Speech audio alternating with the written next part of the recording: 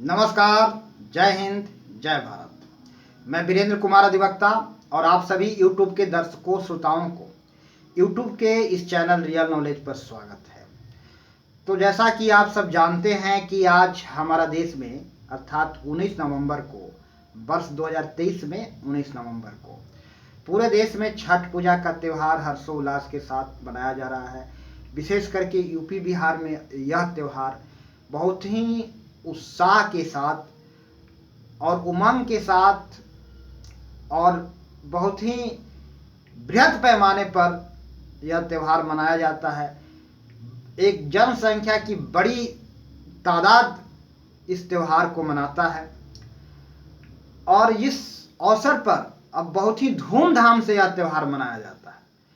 विभिन्न प्रकार के कार्यक्रम आयोजित होते हैं, डीजे, गाने बजाने, डांसिंग आदि आदि विभिन्न प्रकार के कार्यक्रम भी आयोजित हो रहे हैं और विशेष बहुत उत्साह के साथ शरीक हो रहे हैं। इस त्यौहार में लोग एक बहुत बड़ी तादाद में लोग इस त्यौहार को मना रहे हैं।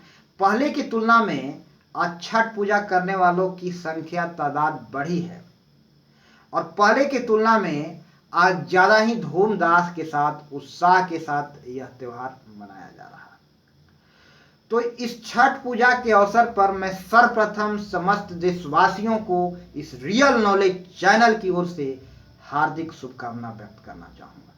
तो सभी को रियल नॉलेज चैनल की ओर से हार्दिक शुभकामना और मैं भगवान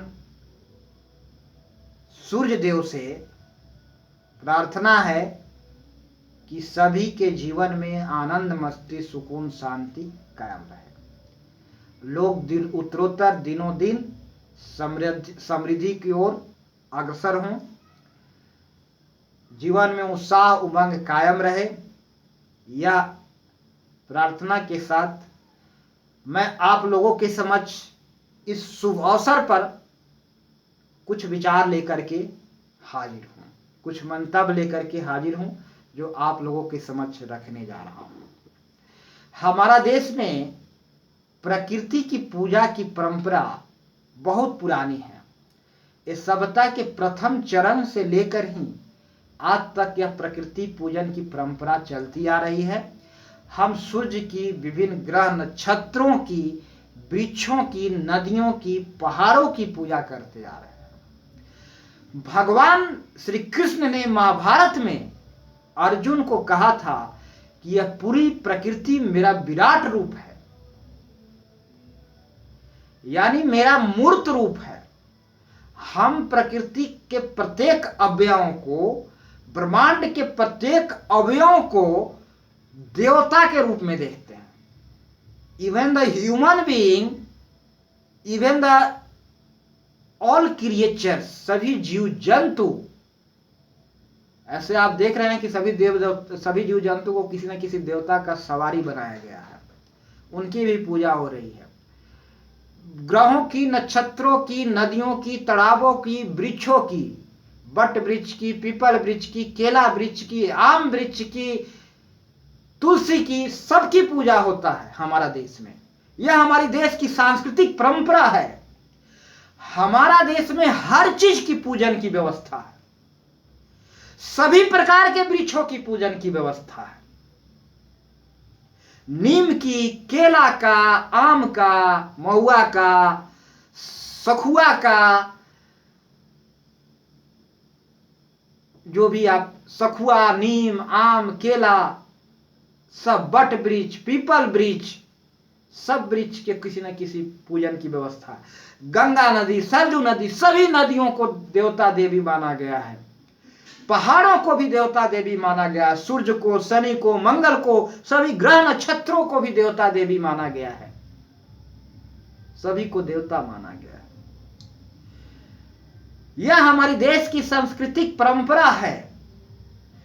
आप पशु पक्षियों को भी देवता मान, उल्लू को लक्ष्मी का सवारी बनाया गया है, हंस को मां सरस्वती की सवारी बनाया गया है, कुत्ता को भैरव बाबा का सवारी बनाया गया है। आप सबको पूजा करते हैं। चूहा को गणेश जी की पूजा होती, गणेश जी माना गया चूहा को। हमारा देश में हर जीव जाति को, इवन द ह्यूमन बीइंग को, नदियों को, तालाबों को, पहाड़ों को, सभी चीजों को पूजने की, पूजा करने की परंपरा है भाई। भगवान शिव को भी हम लोग पूजा करते हैं, जो ब्रह्मांड के परिचायक है। सूर्य को पूजा आराधना हमारा देश में सदियों पुरानी परंपरा है। सूर्य को हम भगवान का दर्जा दिए हैं। सभ्यता के प्रथम चरण से लेकर के आज तक जैसे जैसे मनुष्य ने सभ्यता की ओर कदम बढ़ाया, पूजा पाठ करने की ओर भी उन्मुख हुआ, और जैसे जैसे शुरू में तो खनाबदोष हुआ करता था, जैसा कि हम सब इतिहास में पढ़े हैं कि मानव जाति खनाबदोष निरंतर इधर उधर भटका करता था, अखेटक था, कोई रहने का स्थिर ठिकाना नहीं था, जंगली हुआ करता था, नंगे बदन रहा करता था, कंदराओं में, गुफाओं में जीवन गुजारता था। लेकिन जैसे जैसे सभ्यता के प्रथम चरण आई तो वे प्रकृति के पूजा के भी होने लगे, वे प्रकृति के पूजा करने लगे, और फिर धीरे धीरे सभ्यता के प्रथम चरण के साथ साथ यह पूजा पाठ की परंपरा कंटिन्यू अनवरत चलते आ रहा है, जो आज तक भी हो रहा है।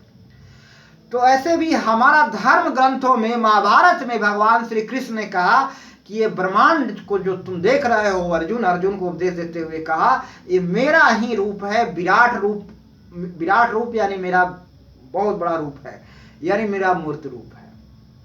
बात को समझना है, यह संपूर्ण संरचना ब्रह्मांड अपने आप में एक गॉड, परमात्मा है, देवता है, क्योंकि ये किसी मनुष्य के कृति नहीं रहा है और नहीं किसी, ये अपने आप अस्तित्व में आए हैं, और ये अस्तित्व में आए हैं तो इनके पीछे किसी मानव जाति की शक्ति नहीं रही है। मनुष्य का भी अस्तित्व के पीछे कोई अलौकिक शक्ति रहा है। तो ये तमाम चीजें एक अलौकिक कारण, अलौकिक के पीछे एक अलौकिक शक्ति है। तो ये हमारे देश में सब चीज की पूजन करने की परंपरा है। ये हमारा देश का एक विचित्र, अनूठा, अपनी सांस्कृतिक पहचान है, जो भारत को दुनिया से अलग करता है। लेकिन पूजा का सही अर्थ जानना जरूरी है। हम अंधविश्वास के दायरे में क्यों जीते? पूजा का सही मतलब जानना चाहिए। पूजा का मतलब है किसी का कद्र करना, सम्मान करना, इज्जत करना, उसके प्रति श्रद्धा रखना। और प्रकृति का पूजन का मतलब है कद्र करना और प्रकृति को संरक्षण करना, हिफाजत करना, क्षति होने से बचाना, नुकसान करने से बचाना। यह प्रकृति का पूजन करने का अर्थ है। अन्यथा पूजा का कोई दूसरा मतलब नहीं होता। पूजा का सही अर्थ जानना जरूरी है।